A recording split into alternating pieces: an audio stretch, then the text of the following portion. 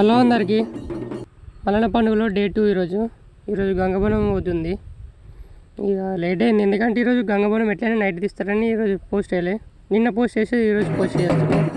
చూడు ఇక ఒకవేళ డే 1 వీడియో చూడడం వాళ్ళు వెళ్ళి చూడండి.